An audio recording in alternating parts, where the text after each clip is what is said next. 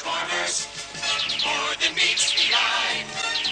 Autobots wage their battle to destroy the evil forces of the Hello everybody, this is Toys R Us. For this special figure showcase, we're going to be looking at the 1987 Series 4 Decepticon Trigger Happy. What we're going to do with this video, we're going to have a good look at him in both of his modes to help you decide how you want to display him. We'll have a look at his Targetmaster accessory Blowpipe who comes with him and things you need to be aware of.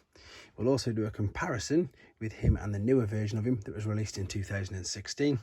And as I'm lucky enough to have still one of the boxes, we can have a look at the artwork and the fantastic battle scene on the back of that. Before we get started, I'd like to remind anybody who's not a subscriber to this channel, if they'd like to hit that subscribe button for me now, please, as it really does help this channel out. Okay then, here he is. As I said, 1987, Decepticon Targetmaster Trigger Happy. To be honest, a great figure, a very, very basic, and I suppose, yes, you know, there's not much you can do with these figures. If you want to look for articulation, the head doesn't really have it. That just pops up and down due to transformation processes. We've got a bit of movement there in what would be the biceps. The legs, funnily enough, they do have a knee joint, and they do move right at the top of the hip. That is about it, unfortunately, but he stands really good. And again, although I didn't own one of these as a child, I've got really good memories of this particular figure because a friend had him when I was a kid.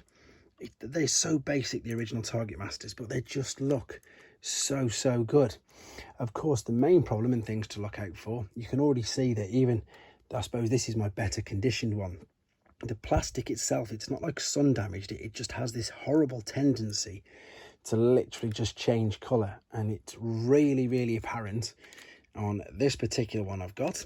And the other thing to be aware of, you can see there, is these clips, they are always getting broken.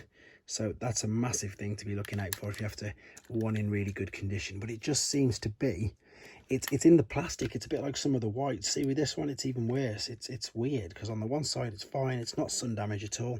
It's just whatever they used to put in the old plastic. So that's something to be aware of massively. The alternate mode though is pretty good. Look at it. It looks really good. It vaguely resembles an X-Wing maybe, just vaguely. But it's got a lovely translucent blue window in the cockpit, which again is quite ironic because the Targetmaster is 3 times the size of it, so he couldn't fit in if he wanted to. You got the rub sign at the top there. You've also got this port here, which I'm not going to be transforming this guy for obvious reasons. I'll show you in a second, but that is where obviously you would connect him to when he's in that mode. The landing gear as well can also get damaged if it's not there at all, and so can these wheels. But otherwise, I don't know which one's worse, to be honest. I was just using them both to show you a demonstration of how bad they are and what can happen. Let's have a quick look at Blowpipe then. So the reason why I'm not going to be transforming him, I'll take this bit off though, because sometimes this is missing. And you can see there you've got a dowel which attaches in. These legs would then literally just fold up.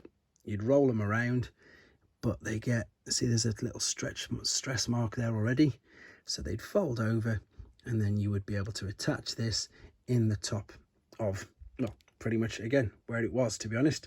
I'll just show you quickly what it would look like when it's in proper position. See, there you go, there he is, fully transformed.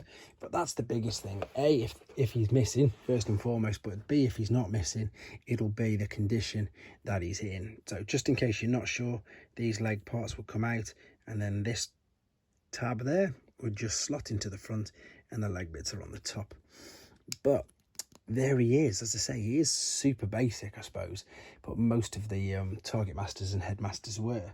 However, they did update him in 2016 to this guy.